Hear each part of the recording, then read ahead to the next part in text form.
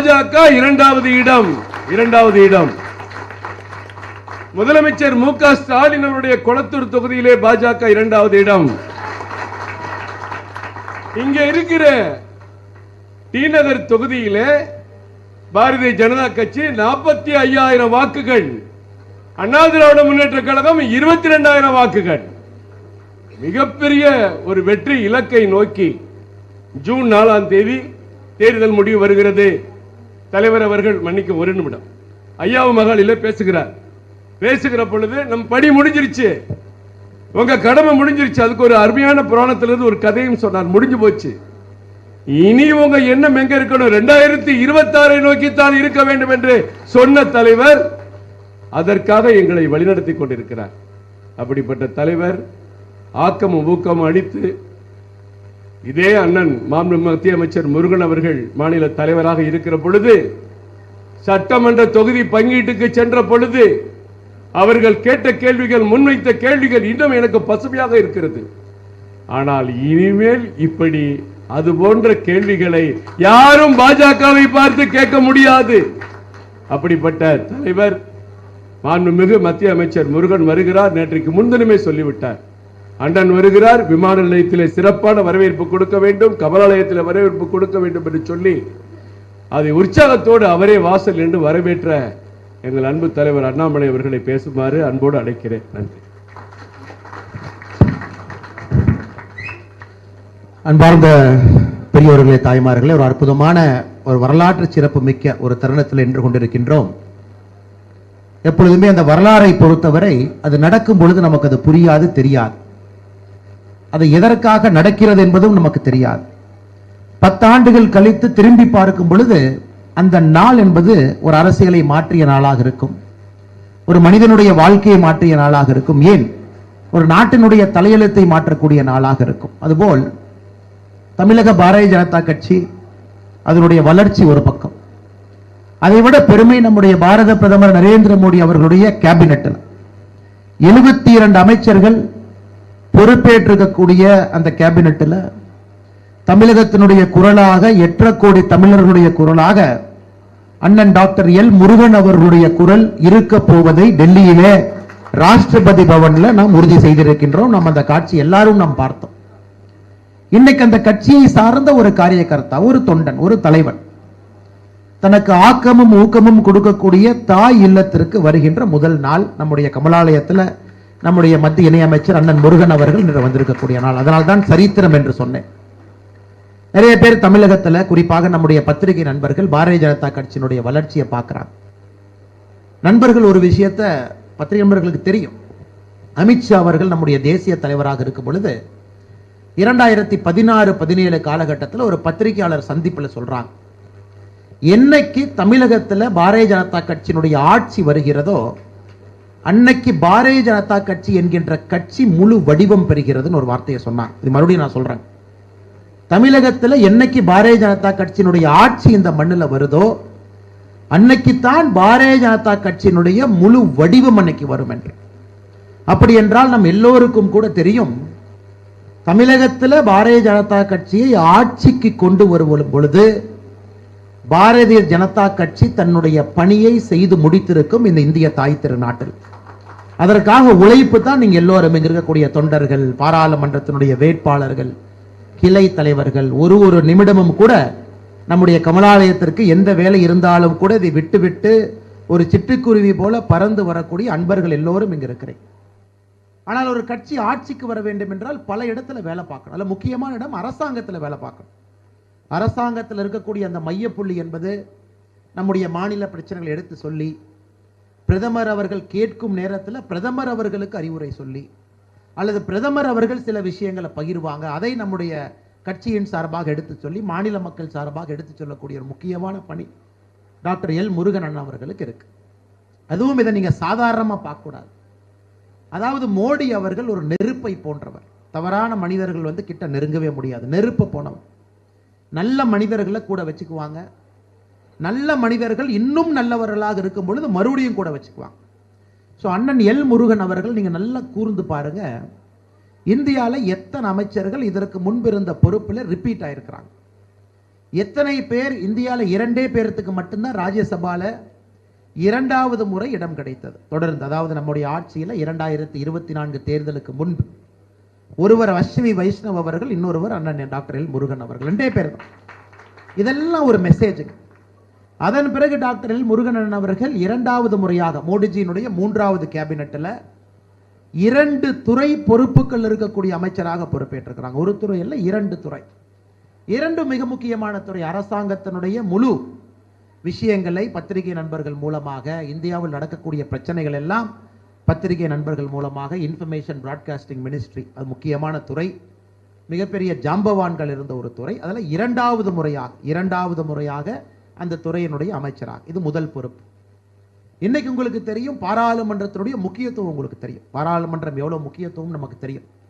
அந்த பாராளுமன்றத்தினுடைய விவகாரத்தை பார்க்கக்கூடிய இன்னொரு அமைச்சராக 2 பொறுப்புகள் இருக்கக்கூடிய நம்முடைய 72 அமைச்சர்கள் இருக்கக்கூடிய அந்த கவுன்சில் ஆஃப் மினிஸ்டர்ஸ், இதுல மிக முக்கியமான 2 பொறுப்புகளை அலங்காரம் செய்யக்கூடிய ஒரு அமைச்சராக டாக்டர் எல் முருகன் அண்ணன் அவர்கள் பொறுப்பேற்பது தமிழகத்தினுடைய 8.5 கோடி தமிழ் மக்களுக்கும் மோடி அவர்கள் கொடுத்திருக்கக்கூடிய மரியாதை, நமக்கு கிடைத்திருக்கக்கூடிய பெருமையாக இந்த நேரத்திலே நாம் இதை பார்க்க வேண்டும் அருமை சொந்தங்களை.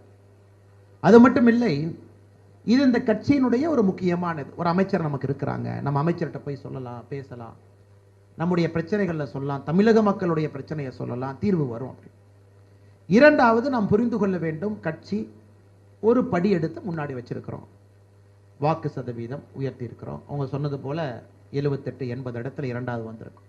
நம்முடைய இலக்கெல்லாம் எப்படி அதை முதலிடமாக மாற்றுவது என்பது இலக்கு. அதனால் இது கொஞ்சம் பொறுமை தான். பொறுமையாக தான் சில விஷயத்தை செய்ய முடியும். நேரடியாக அப்படியே நம்ம ஜெயிச்சு வந்துட முடியாது. பொறுமையாக ஒரு படி, பொறுமையாக நாம் முன்னேறும் வரை நமக்கு சந்தோஷம். நேற்று இருந்ததை விட இன்னைக்கு முன்னேறி இருக்கும், இன்னைக்கு இருந்ததை விட அடுத்த வாரம் முன்னேறி இருக்கும், அடுத்த வாரம் இருந்ததை விட அடுத்த மாதம் முன்னேறி இருக்கும், 2024 வரை 2026 முன்னேறி இருக்கும். முன்னேறும் வரை நாம் சந்தோஷப்பட வேண்டும். இன்னைக்கு முன்னேற்ற பாதையில் நமக்கு ஒரு அமைச்சர், ஒரு கம்பீரமான வலிமையான அமைச்சர், மோடிஜி நம்பிக்கை வைத்திருக்கக்கூடிய அமைச்சர், ஒரு முன்னேற்றம். 2024 பாராளுமன்ற தேர்தலில் முன்னேற்றம். அதனால் நான் உங்களிடம் வைக்கக்கூடிய அன்பான வேண்டுகோள், இந்த நேரத்தில் தான் நம்முடைய உழைப்பு என்பது இரட்டிப்பாக்க வேண்டிய நேரம். இத்தனை நாளா எப்படி உழைச்சிங்க, அதை இரட்டிப்பு செய்யணும். டபுள் ஒர்க் பண்ண ஆரம்பிக்கும். நமக்கு தெரியும் தமிழக அரசியல் எப்படி போகுது. பாராளுமன்றத்தினுடைய பழைய பாராளுமன்றத்தினுடைய மைய கட்டடத்தில் பிரதமர் அவங்க சொன்னாங்க, 3 மாநிலத்தை மட்டும்தான் குறிப்பிட்டு சொன்னாங்க, 4 மாநிலத்தை குறிப்பிட்டு சொன்னாங்க. ஒரிசாவை குறிப்பிட்டு சொன்னாங்க, தெலங்கானாவை குறிப்பிட்டு சொன்னாங்க, தமிழ்நாட்டை குறிப்பிட்டு சொன்னாங்க, கேரளாவை குறிப்பிட்டு சொன்னாங்க. அதில் தமிழகத்தை பொறுத்தவரை பிரதமர் அவர்கள் சொன்ன வார்த்தையை நீங்க நல்லா புரிஞ்சுக்கணும். இங்கிருந்து பாரதிய ஜனதா கட்சி தேசிய ஜனநாயக கூட்டணியுடைய வளர்ச்சி என்பது மேலே மட்டும்தான் என்பது எனக்கு மிக தெளிவாக இந்த தேர்தலின் மூலமாக நான் தெரிந்திருக்கின்றேன் ஒரு வார்த்தையை சொன்னாங்க. ஆனால் நம்முடைய தொண்டர்கள் தலைவர்கள் கடுமையாக உழைக்க வேண்டிய நேரம். அடுத்து சட்டமன்ற தேர்தலுக்கு 500 சில்லற நாள் தான் இருக்கு. கடுமையாக உழைக்கணும். நமக்காக டெல்லியிலே பாடுபடுவதற்கு நல்ல ஒரு அமைச்சர் நமக்கு கிடைச்சிருக்கிறாங்க, ஒரு நேர்மையான அமைச்சர். எந்தவித ஒரு கரும்புள்ளி கூட எங்கேயும் சொல்ல முடியாத அளவுக்கு தன்னுடைய பணியிலே சிறப்பாக பணியாற்றியதற்காக மறுபடியும் கௌரவம் கொடுத்து மோடிஜி அவருடைய கவுன்சில் ஆஃப் மினிஸ்டர்ஸ் இருக்கக்கூடிய அமைச்சர் கிடைச்சிருக்கிறார். அவரையும் முழுமையாக பயன்படுத்தி கொள்ள வேண்டும். அதே நேரத்தில் கட்சியினுடைய வளர்ச்சிக்கு நீங்கள் எல்லாம் இணைந்து பணியாற்ற வேண்டும். ஸோ மோடிஜி அவர்களுக்கு தமிழ்நாட்டின் மீது எவ்வளவு பெரிய ஒரு மதிப்பு மரியாதை இருக்குன்னா, 3வது முறையாக பிரதமராக பொறுப்பேற்ற பிறகு எப்படி தமிழ்நாட்டுக்கு வேகமாக வரலான்னு மோடிஜி யோசிச்சுட்டு இருக்கிறாங்க. நீங்கள் டிவி எல்லாம் பார்த்துருப்பீங்க, நண்பர்கள்லாம் சில நியூஸ் போட்டுட்டு இருக்காங்க. அது நாளை நம்ம இப்படி இருந்தாலும் அமைச்சர் இருக்கிறாங்க, அது உங்களுக்கு உறுதியாக தெரியும்.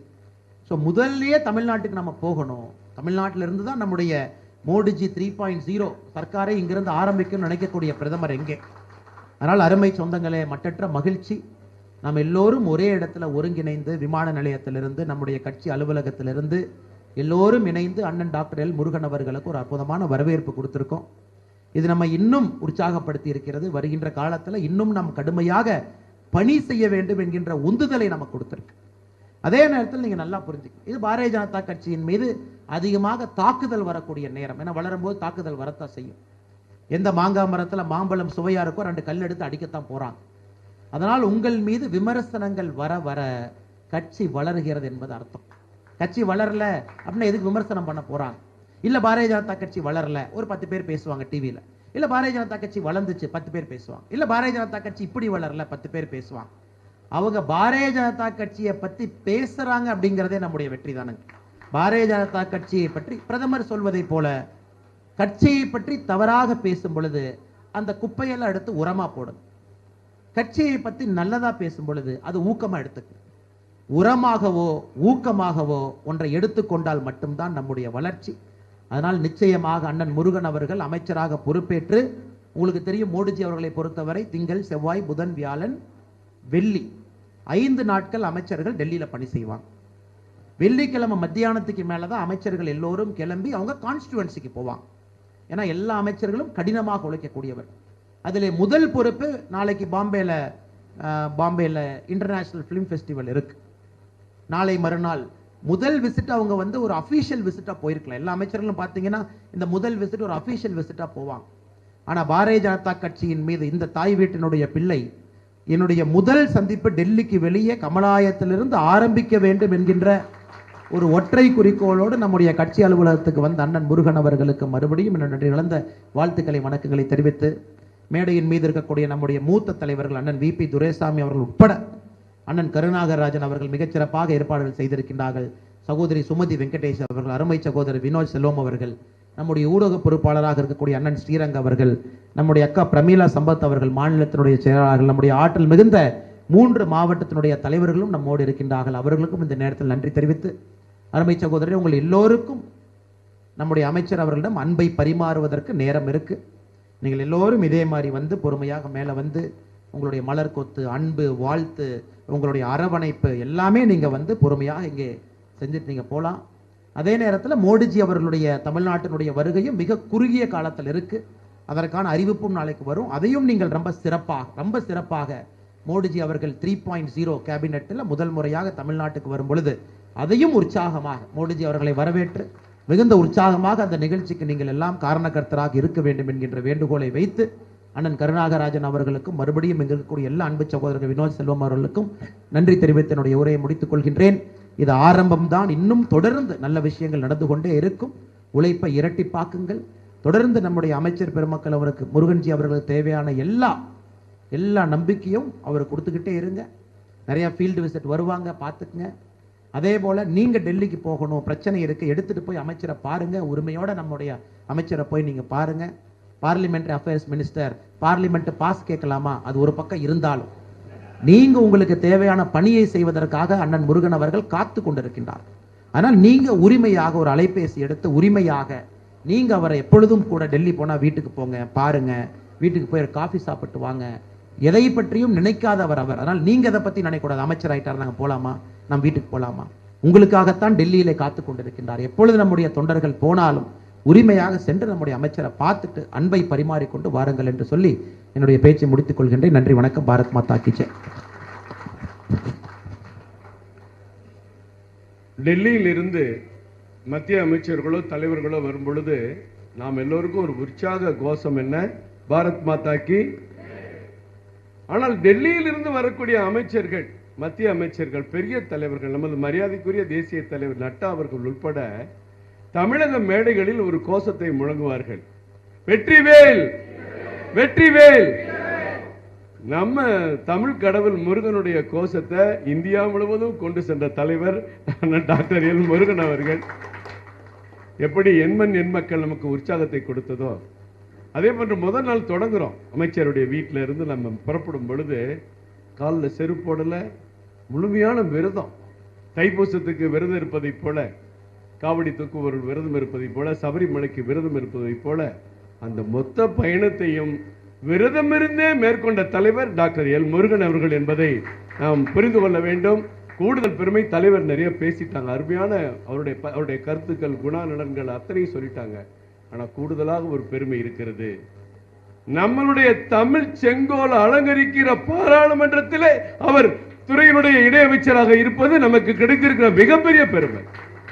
தமிழ் செங்கோல் நிறுவி இருக்கிற வரலாற்று நிகழ்ச்சி, பாரத பிரதமர் அவர்கள் செய்த அந்த நிகழ்ச்சி மிகப்பெரிய வரலாற்று நிகழ்ச்சி.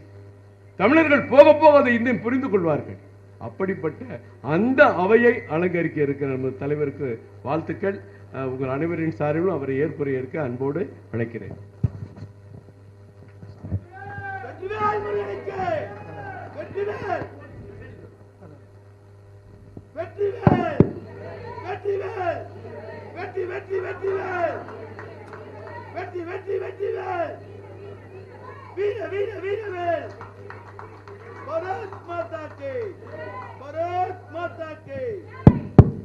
भारत माता की, भारत माता की, भारत माता की. இந்த அருமையான விழாவை தலைமையேற்று வாழ்த்துரை வழங்கியிருக்கின்ற நம்மளுடைய மரியாதைக்குரிய மாநில தலைவர், பாசத்திற்குரிய சகோதரர் திரு அண்ணாமலை அவர்களே, எனக்கு முன்னால் இங்கு வாழ்த்துரை வழங்கியிருக்கின்ற பாசத்திற்குரிய சகோதரர் அண்ணன் பிபி துரைசாமி அவர்களே, பாரதிய ஜனதா கட்சியினுடைய பொதுச் செயலாளர் சகோதரர் கரு நாகராஜன் அவர்களே, மாநிலத்தினுடைய செயலாளர்கள் சகோதரி சுமதி வெங்கடேசன் அவர்களே, சகோதரர் வினோஜ் அவர்களே, மீடியா பொறுப்பாளர் சகோதரர் ரங்கா அவர்களே, மாநிலத்தினுடைய செயலாளர் சகோதரி பிரமிளா சம்பத் அவர்களே, மாவட்ட தலைவர்கள் விஜயானந்த், தனசேகர், அஸ்வின் உள்ளிட்ட சகோதரர்கள், நம்முடைய அமைப்பு பொதுச் செயலாளர் மரியாதைக்குரிய அண்ணன் கேசவ விநாயகம் ஜி உள்ளிட்ட அனைத்து சகோதரர்களுக்கும் என்னுடைய அன்பு கலந்த மாலை வணக்கத்தை தெரிவித்துக் கொண்டு, இந்த வரலாற்று சிறப்புமிக்க பிரதமர் திரு நரேந்திர மோடிஜி அவர்களுடைய இந்த 3வது ஆட்சியில் கண்டினியூவாக 3 முறை மிகப்பெரிய ஒரு ஆட்சி நடத்தியிருக்கிறார் நம்முடைய பிரதமர் திரு நரேந்திர மோடிஜி அவர்கள். அதில் ஒரு அங்கமாக நம்முடைய வளர்ச்சியடைந்த பாரதம் 2047 நம்முடைய பிரதமருடைய இலக்கு, இந்த நாடு வல்லரசு நாடாக வேண்டும், இந்த நாடு முன்னேறிய நாடாக ஆக வேண்டும். அந்த அற்புதமான பணியில் 2047 நோக்கி நாம் அடியெடுத்து வைத்திருக்கின்ற அந்த அரசாங்கத்தில் ஒரு தமிழகத்தினுடைய பிரதிநிதியாக, தமிழ் மக்களினுடைய ஒரு பிரதிநிதியாக ஒரு வாய்ப்பை நமக்கு கொடுத்திருக்கிற நம்முடைய மாண்புமிகு பிரதமர் திரு நரேந்திர மோடிஜி அவர்களுக்கு தமிழக மக்கள் சார்பிலும் உங்கள் சார்பிலும் பாரதிய ஜனதா கட்சியினுடைய ஒவ்வொரு தொண்டர் சார்பிலும் என்னுடைய அன்பார்ந்த மனமார்ந்த வாழ்த்துக்களையும் பாராட்டுகளையும் நன்றிகளையும் சொல்ல கடமைப்பட்டிருக்கின்றோம். அதே போன்று நம்முடைய உள்துறை அமைச்சர் மரியாதைக்குரிய அமித்ஷாஜி அவர்கள், நம்முடைய பாதுகாப்புத்துறை அமைச்சர் திரு ராஜ்நாத் சிங்ஜி அவர்கள், நம்முடைய தேசிய தலைவர் மரியாதைக்குரிய திரு ஜே.பி. நட்டாஜி அவர்களுக்கும், நம்முடைய அமைப்பு பொதுச் செயலாளர் தேசிய அமைப்பு பொதுச் செயலாளர் பி.எல். சந்தோஜி அவர்களுக்கும் இந்த நேரத்தில் என்னுடைய நன்றிகளை சொல்லிக்கொண்டு, நம்முடைய பாரதிய ஜனதா கட்சியினுடைய தமிழ்நாடு பாரதிய ஜனதா கட்சியினுடைய மாநில தலைவர் சகோதரர் அண்ணாமலை அவர்களுக்கும், நம்முடைய அமைப்பு பொதுச் செயலாளர் அண்ணன் கேசவ விநாயகம்ஜி அவர்களுக்கும், நம்மளுடைய தேர்தல் பொறுப்பாளர் தமிழ்நாட்டினுடைய பொறுப்பாளர்கள் அரவிந்த் மேனன், சுதாகர் ரெட்டிஜி அவர்களுக்கும் இந்த நேரத்தில் நாம் நம்மளுடைய நன்றிகளை சொல்லிக்கொண்டு, இந்த இது நான் அமைச்சராக பார்க்கலைங்க, ஒரு சாதாரண பாரதிய ஜனதா கட்சி தொண்டனுக்கு ஒரு கொடுக்கின்ற ஒரு வேலை தான் இது. இது ஒரு பதவி கிடையாது, இது ஒரு சாதாரண பணி. எப்படி பாரதிய ஜனதா கட்சியினுடைய மாநில தலைவர், மாநில பொதுச் செயலாளர், மாநில செயலாளர், மாவட்ட தலைவர் இருக்கிறாரோ, அதே மாதிரி தான் இது ஒரு மக்களுக்கு சேவை செய்கின்ற ஒரு பணியாகத்தான் நம்ம அதனால தான் நம்ம பிரதமர் சொன்னார், நான் பிரதமர் அல்ல, இந்த தேசத்துடைய முதல் சேவகன் அப்படின்னு சொன்னார். சேவை செய்வதற்கு ஒரு வாய்ப்பு, இந்த தேசத்திற்கு சேவை செய்வதற்கு ஒரு வாய்ப்பு.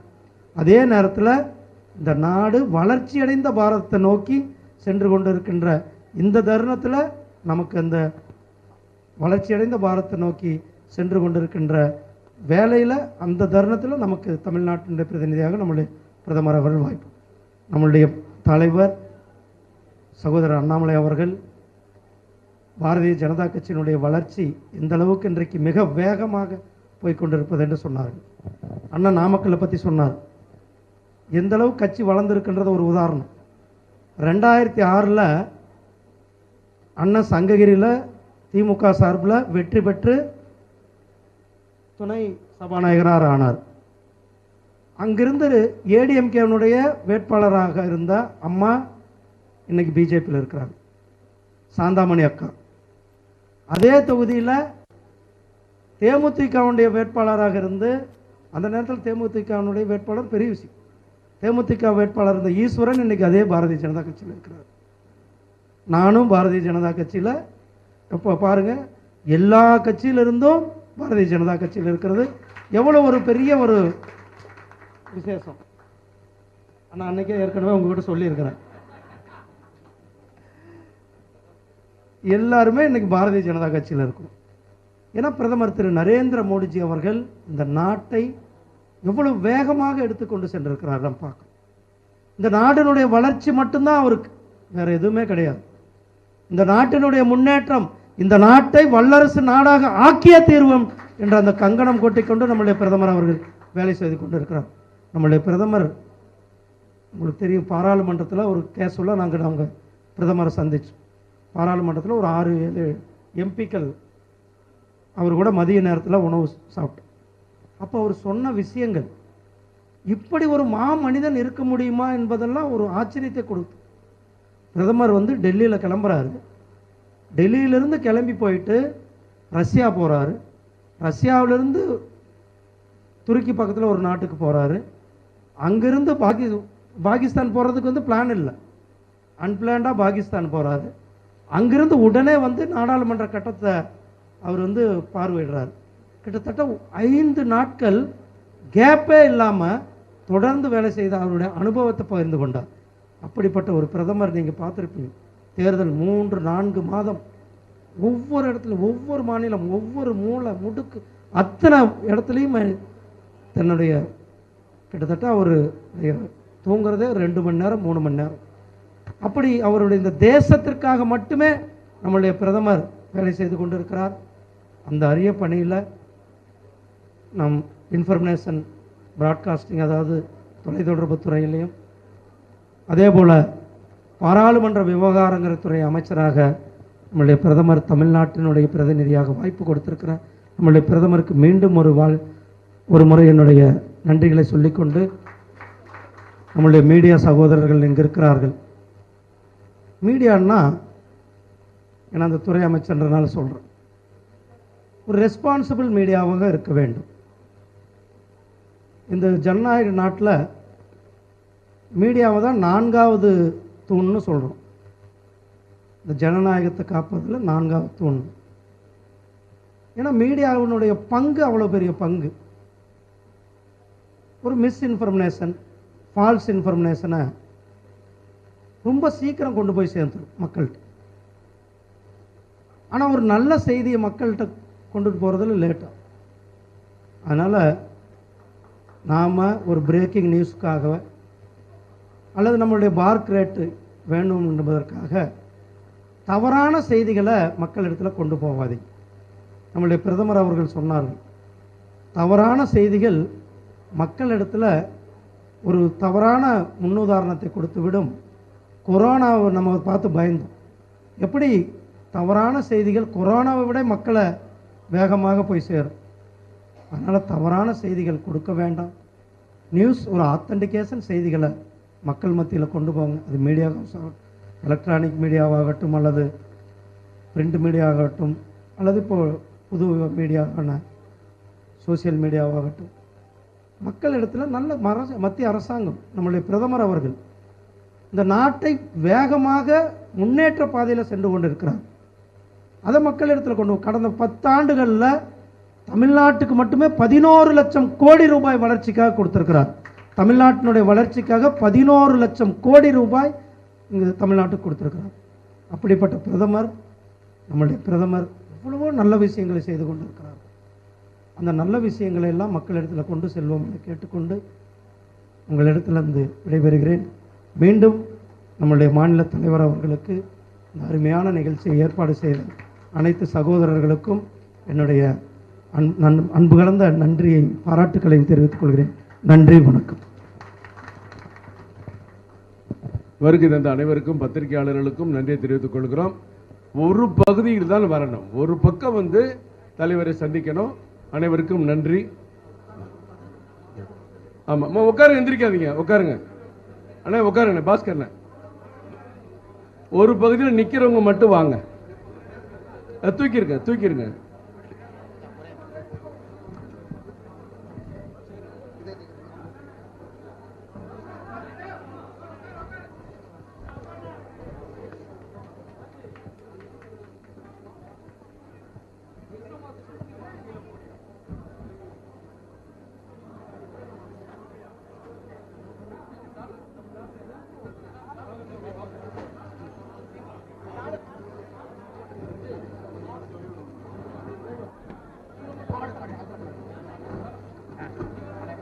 தலைவர் சேர்த்து போடுங்க. பாரத் மாதா கி, பாரத அன்னையின் புகழ்.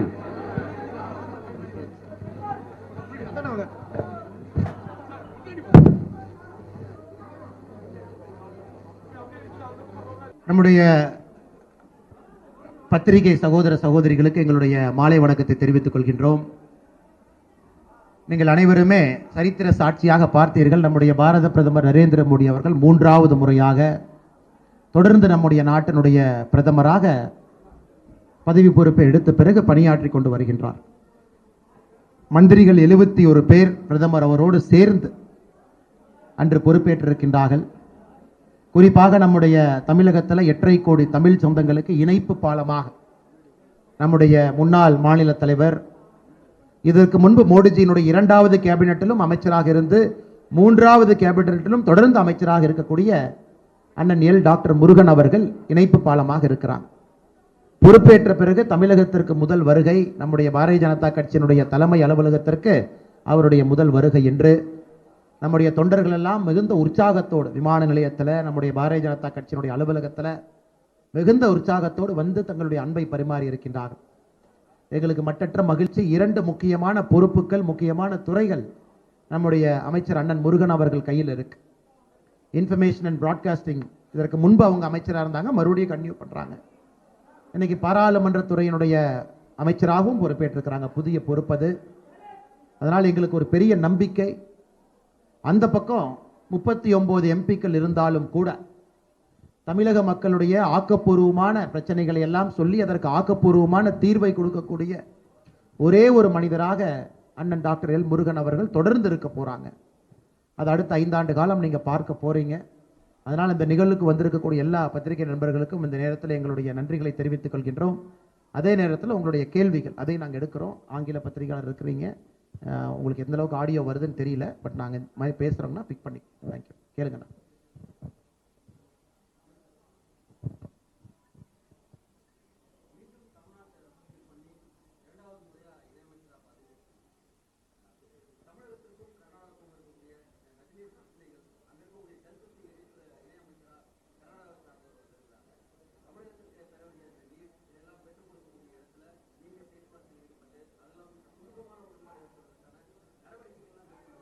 உங்கள் கேள்வியே தப்பு. இந்த தேசம் ஒரே தேசம், ஒரே நாடு. நம்மளுடைய பிரதமர் அவர்கள் தான் ஏக் பாரத் சிரேஷ்ட பாரத்னா இந்த நாடு ஒரே நாடு. அதனால் தமிழ்நாட்டினுடைய உரிமையை நாம் எந்த நேரத்துலையுமே நாம் காம்ப்ரமைஸ் பண்ண போகிறதில்ல. நம்மளுடைய மாநில தலைவர் பல நேரங்களில் சொல்லியிருக்கிறோம். நாம் தமிழ்நாட்டிற்கு தேவையான தமிழ்நாட்டினுடைய உரிமையை நாம் அங்கே சரியான நேரத்தில் சொல்லி நம்ம அதை பண்ணுறோம்.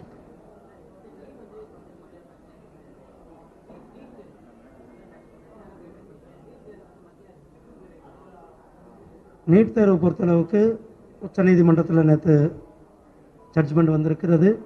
அந்த ஜட்ஜ்மெண்ட் படி அந்த மாணவர்களுக்கு அவர்களை இது பண்ண சொல்லியிருக்காங்க. அதே நேரத்தில் நீங்கள் பாருங்கள், தமிழ்நாட்டிலிருந்து இன்றைக்கு நீட்டில் எவ்வளோ பேர் பாஸ் பண்ணி போகிறாங்க. இதுக்கு முன்னாடி சாதாரண மக்கள்லாம் நீட்டுக்கு போக முடியாமல், அந்த மருத்துவக் கல்லூரிக்கு போக முடியாமல் இருந்தார். ஆனால் இன்றைக்கு நீட் தேர்வு வந்த பிறகு மாணவர்கள் அதிக அளவில், குறிப்பாக தமிழ்நாட்டிலிருந்து தான் இந்திய அளவில் அதிகமாக பேர் தேர்ச்சி பெற்று போய் கொண்டிருக்கிறதை நாம் பார்த்து கொண்டிருக்கிறோம்.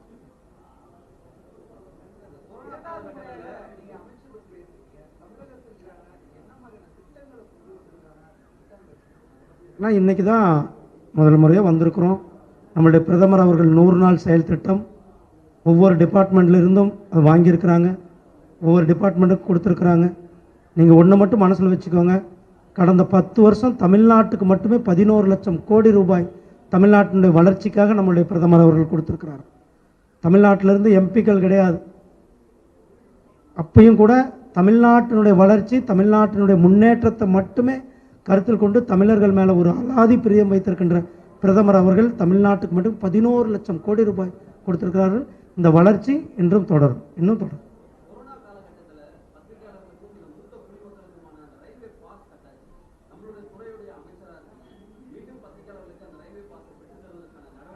கொரோனா நேரத்தில் தான் நான் சொல்லக்கூடாது, ஒவ்வொரு பத்திரிகையாளருடைய குடும்பம், அதாவது தவறி போனவங்களுக்கு 5 லட்சம் ரூபாய் நாம் நிதி கொடுத்தோம். அதே போல் அவங்க ஏதாவது ஆக்சிடெண்ட் ஏதாவது மாதிரி ஆனால் கூட அவர்களுக்கு 2 லட்சம் ரூபாய் மருத்துவ செலவுக்கு தொடர்ந்து மத்திய அரசாங்கம் நம்முடைய பிரதமர் அவர்கள் கொடுத்து கொண்டிருக்கிறார்கள். உங்களுடைய ரயில்வே பாஸ் சொல்லியிருக்கோம், ரயில்வே அமைச்சர்களுடைய கவனத்திற்கு நாங்கள் எடுத்துக்கோம்.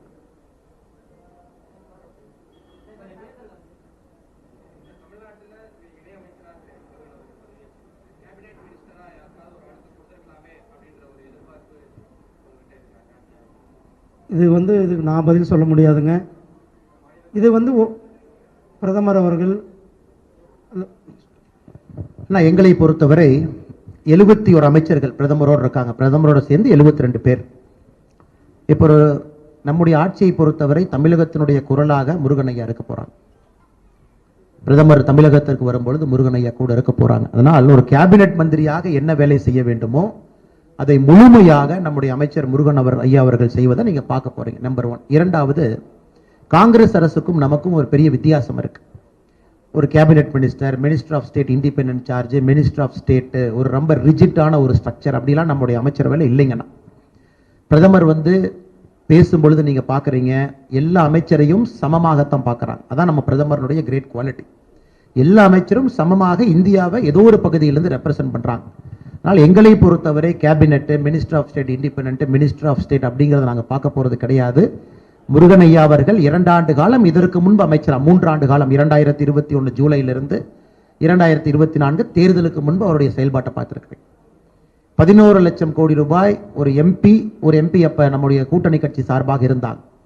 11 லட்சம் கோடி எத்தனை மாநிலங்களுக்கு 10 ஆண்டுகள்ல வந்திருக்கு நீங்க பாருங்க. சில மாநிலங்களில் 3 கேபினெட் மந்திரிகள் இருக்கலாம், இன்னைக்கும் சில மாநிலங்களில் 3 கேபினெட் மந்திரி இருக்கிறாங்க. ஆனால் தமிழகத்தை பொறுத்தவரை எப்பொழுதுமே கடந்த 3 ஆண்டு காலமாக அமைச்சர் முருகன் அவர்கள் இணைப்பு பாலமா இருந்திருக்கிறாங்க. அடுத்த 5 ஆண்டு காலம் இணைப்பு பாலமா இருக்க போறாங்க. ஆனால் எங்களுக்குள்ள இந்த வேற்றுமையை எப்பொழுதும் நாங்கள் பார்த்தது கிடையாது, பார்க்க போவதும் கிடையாது.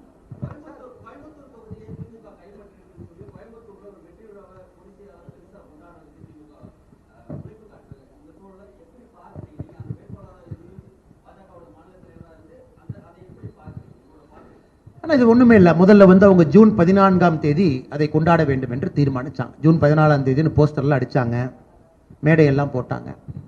அப்புறம் யாரோ போய் முதலமைச்சர் சொன்னாங்க, அண்ணே போன வருஷம் ஜூன் 14ஆம் தேதி தான் செந்தில் பாலாஜி அரெஸ்ட் பண்ணாங்க, அரெஸ்ட் பண்ணி 1 வருஷம் ஆயிரும், அதனால ஜூன் 14ஆம் தேதி நம்ம கொண்டாடினா வேற மாதிரி ஆகி போயிடணும்னு சொன்னதுக்கப்புறம் முதலமைச்சர் அவர்கள் சரிப்பா 15ஆம் தேதி வைங்கன்னு. அப்படித்தான் நாங்கள் இருக்கக்கூடிய முப்பெரும் விழாவே கோயம்புத்தூர் நடக்க போகுது 15ஆம் தேதி. ஆனால் எங்களை பொறுத்தவரை நீங்க பாக்குறீங்க, அதாவது இன்னைக்கு முதலமைச்சர் அங்க போலாம், இவங்க எல்லாம் போலாம், நாங்கள் முப்பெரும் விழா அங்க எடுக்க போறோம் அப்படின்னு ஆரம்பிச்ச சகுனமே பாத்தீங்கன்னா தவறான சகுனம். ஜூன் 14 இருந்து 15க்கு மாறி இருக்கு. கோயம்புத்தூர் நகரத்தினுடைய வளர்ச்சி, அந்த பகுதியினுடைய வளர்ச்சியை நசுக்குனதே திமுக தான். அதை நம்ம தொடர்ந்து பிரச்சாரத்துல பேசணும், ஆதாரப்பூர்வ அடிப்படையில் பேசணும், மின்சார கட்டணத்திலிருந்து பல விஷயங்களை பேசணும். குறிப்பாக சிறுவாணி தண்ணிக்கு இன்னைக்கு பிரச்சனை இருக்கு. எலெக்ஷன் காலகட்டத்தில் பாத்தீங்கன்னா சிறுவாணி தண்ணியே இல்லாம மக்கள் குடத்தை வச்சு ஆர்ப்பாட்டம் பண்ண வேண்டிய சூழ்நிலை. அதற்கு காரணம் திமுக. அந்த அணை கட்டுவதிலிருந்து ஏற்படக்கூடிய பிரச்சனை எல்லாம் நாம பேசணும். அதனால கோயம்புத்தூர் மக்களுக்கு தெரியும், கோயம்புத்தூருடைய வளர்ச்சிக்கு எதிராக திமுக இருந்திருக்கிறாங்க. அவங்களுக்கு தெரியும் இன்னைக்கு ஏடிஎம்கேவை பொறுத்த வரைக்கும் கம்மியான வாக்கு வாங்கி இருந்தனால இன்னைக்கு திமுக ஜெயிச்சிருக்கிறாங்க. அதனால இந்த வெற்றி என்பது திமுகவுக்கு நிரந்தரம் கிடையாது. 2026 சட்டமன்றத்தில் பார்ப்பீங்க, பாரதிய ஜனதா கட்சி எங்களுடைய கூட்டணி கோயம்புத்தூர் மாவட்டத்தில் இருக்கக்கூடிய 6க்கு 6 நாங்கள் அதை மக்களிடம் கைப்பற்றுவோம், அன்போடு அதை கைப்பற்றுவோம், மக்கள் எங்களுக்கு அதை கொடுப்பாங்க அப்படிங்கிற நம்பிக்கை இருக்கு. அதுவரை இவங்க அந்த விழாலாம் எடுத்துக்கலாம். அது ஒரு தற்காலிக கொண்டாட்டமாகத்தான் நான் பார்க்கின்றேன்.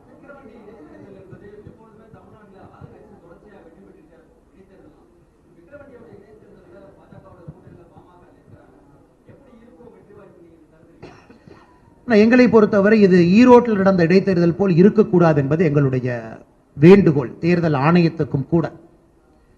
ஈரோடு இடைத்தேர்தல் என்பது ஜனநாயகத்தை படுகொலியில தள்ளி ஒரு தேர்தல். பட்டி அடைத்து ஒரு அமைச்சரும் ஒரு தெருவு எடுத்துக்கிட்டு அது மக்களை விலைக்கு வாங்கி ஆட்டுப்பட்டியை போல் அந்த தேர்தல் நடந்துச்சு. எங்களுக்கு நிச்சயமாக தேர்தல் நடந்த விதம் எங்களுக்கு நிச்சயமாக அது நம்பிக்கை அளிக்கவில்லை. இந்த முறை நம்முடைய தேசிய ஜனநாயக கூட்டணியில முக்கிய அங்கமாக இருக்கக்கூடிய பாட்டாளி மக்கள் கட்சி அவர்கள் அங்கே நிற்கின்றார்கள். நாங்கள் எல்லோரும் ஒருமனதாக ஆதரவு கொடுத்து களத்தில் நிற்கப் போகின்றோம், போராடப் போகின்றோம். அதனால் தேர்தல் ஆணையம் மிக கடுமையாக இந்த தேர்தலை நடத்தணும். தமிழ்நாட்டில் பை எலெக்ஷன்னாவே பணம் ஆறாக போகும் என்பதை குறிப்பாக விக்கிரவாண்டி இடைத்தேர்தல் அது பொய்யாக்க வேண்டும் என்பது எங்களுடைய ஆசை. அதனால் எலெக்ஷன் கமிஷன் குறிப்பாக மாநிலத்தினுடைய தேர்தல் ஆணையம், ஏன்னா உங்களுக்கு பார்த்தீங்கன்னா இது முழுவதுமாக மாநில தேர்தல் ஆணையம் நடத்துறது. அதே கலெக்டர் இருப்பாங்க, அதே எஸ்பி இருப்பாங்க. இதை நேர்மையாக நடத்த வேண்டும் என்பது எங்களுடைய நோக்கம், எண்ணம். அதனால் பொறுத்திருந்து பார்ப்பங்கண்ணா. ஆனால் ஒரு தேர்தலுமே வெற்றிக்காக நாங்கள் போகக்கூடிய தேர்தல் தான். இதற்கு முன்பு பாட்டாளி மக்கள் கட்சி அங்கே நல்ல ஓட்டு வாங்கியிருக்கிறாங்க. 2024 பாராளுமன்ற தேர்தல் எங்கள் கூட்டணியும் நல்ல வாக்கு வாங்கியிருக்கிறோம். நீங்கள் பார்த்தீங்கன்னா எல்லா தலைவர்களும் சேர்ந்து எடுத்த முடிவு. நீங்கள் அந்த அறிக்கையை படிச்சீங்களான்னு தெரியல நண்பர் அவர். எல்லா தலைவர்களும் ஒன்றாக பேசி இந்த கூட்டணி எவ்வளவு பலமா இருக்கு அப்படிங்கிறது அந்த தேர்தல் அறிக்கையிலே நீங்க பார்த்திருப்பீங்க. எல்லா தலைவர்களும் பேசி எல்லா தலைவர்களும் முடிவு செய்து கடைசியாக எங்களுடைய தேசிய தலைவர் திரு ஜே பி நட்டாஜி அவர்களிடம், உள்துறை அமைச்சர் அமித்ஷாஜி அவர்களிடம் தொலைபேசியில் இன்று காலை பேசி அதன் பிறகு பாட்டாளி மக்கள் கட்சி நிற்க வேண்டும் என்று ஒரு மனதாக முடிவு செய்து அவங்க நிற்கிறாங்க. இந்த கூட்டணி வருகின்ற காலத்தில் இன்னும் பெரிதாவதற்கு விக்கிரவாண்டி இடைத்தேர்தலில் எப்படி இந்த கூட்டணி பாட்டாளி மக்கள் கட்சியை நாங்கள் முன்னிறுத்தி இருக்கின்றோம் என்பதே உங்களுக்கு ஒரு அரசியல் இலக்கணம். அதனால் நிச்சயமாக வெற்றி பெறுவோம் என்கின்ற நம்பிக்கை இருக்கு. காரணம் பல காரணங்கள். இப்ப 40-40 ஜெயிச்சிருக்கலாம். அதே இது இடைத்தேர்தல் பிரதிபலிக்குமா? ஒத்துக்கிறேன். இடைத்தேர்தல் 86% இந்தியாவில் ஆளுங்கட்சி தான் ஜெயிச்சிருக்காங்க. சரித்திரத்தை எடுத்து பார்த்தீங்கன்னா 86% ஆளுங்கட்சிக்கு சாதகமா இருக்கு. ஆனா எப்பொழுதுமே அரசியல்ல மாற்றம் எப்பொழுது வேண்டுமானாலும் நடக்கலாம். அதனால் நாங்கள் நம்பிக்கையோடு போராட போகின்றோம்.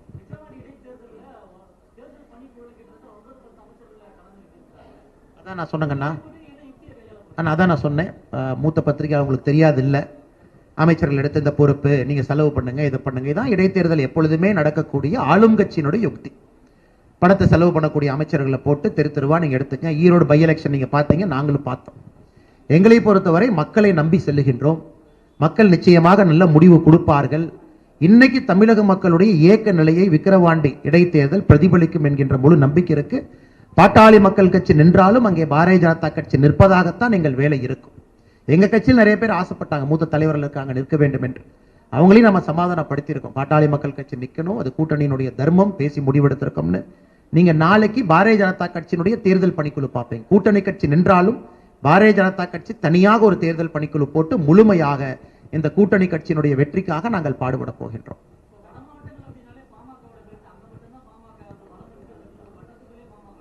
அப்படி இல்லைங்கன்னா, நிச்சயமா அப்படி இல்லை. பாட்டாளி மக்கள் கட்சி பல முறை அங்க நின்றுக்கிறாங்க. பாரதிய ஜனதா கட்சி நாங்களும் வேறு வேறு காலகட்டத்தில் நின்றுருக்கோம். ஒரு கூட்டணியாக நிற்கும் பொழுது ஈகோக்கு இடம் இல்லைங்கன்னா, முழுவதுமாக இணைந்து ஒருத்தரோட நிக்கணும் அப்படிங்கிறது. அது இந்த கூட்டணி பார்த்தீங்கன்னா திமுக போன்று 10 ஆண்டுகள் 15 ஆண்டுகள் இந்த கூட்டணி இல்லை. முதல் எலெக்ஷனை நாங்கள் சந்தித்திருப்பது 2024. இந்த கூட்டணியத்தை கண்ணியமாக இதை காப்பாற்றி 2026 வரை இதை மேம்படுத்த வேண்டிய பொறுப்பு எல்லா தலைவர்களுக்கும் இருக்கு. அதனால் இந்த முறை பாட்டாளி மக்கள் கட்சி நிற்க வேண்டும் என்று ஏகமனதாக அனைவரும் சேர்ந்து முடிவெடுத்திருக்கின்றோம். வருகின்ற காலத்தில் ஒரு டெமோக்ராட்டிக் ஸ்பிரிட், ஒரு ஜனநாயக மரபுல இந்த தேசிய ஜனநாயக கூட்டணி தமிழ்நாட்டில் செயல்படுங்கண்ணா.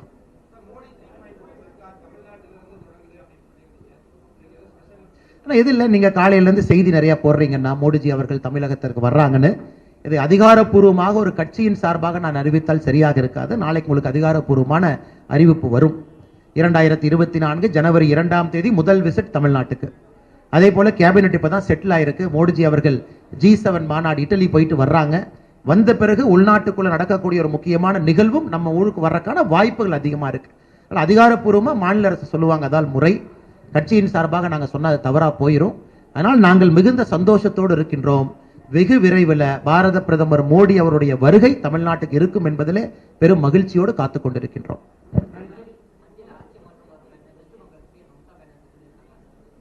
நீங்க பாருங்க அண்ணா, நீங்க பாருங்க, மம்தா பானர்ஜி அம்மா அவர்கள் நான் லைட் ஆஃப் பண்ணிக்கிறேன். குறிப்பாக மோடிஜி அவர்கள் பதவி இருக்கிற நாளைக்கு நான் லைட் ஆஃப் பண்ணி இது இருண்டு போனதை நான் காட்ட போறேன்.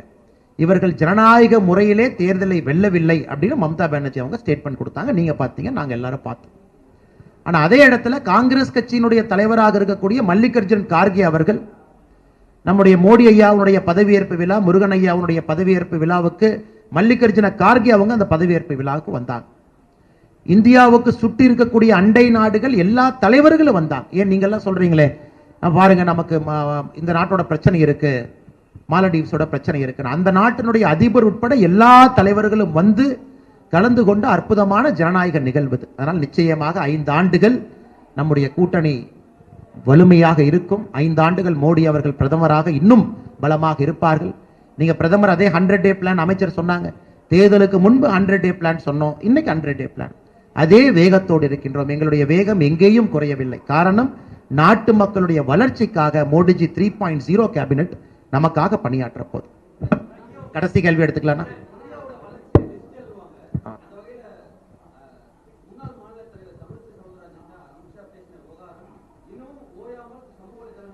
அதெல்லாம் ஒரு இஷ்யூ இல்லைங்கண்ணா. தமிழிசை அக்கா கட்சியினுடைய மூத்த தலைவர், பெரிய தலைவர், 5 ஆண்டு காலம் கட்சியினுடைய மாநில தலைவராக கடுமையா போராடினாங்க. உங்களுக்கு தெரியும் அப்ப சூழல் எப்படி இருந்துச்சு.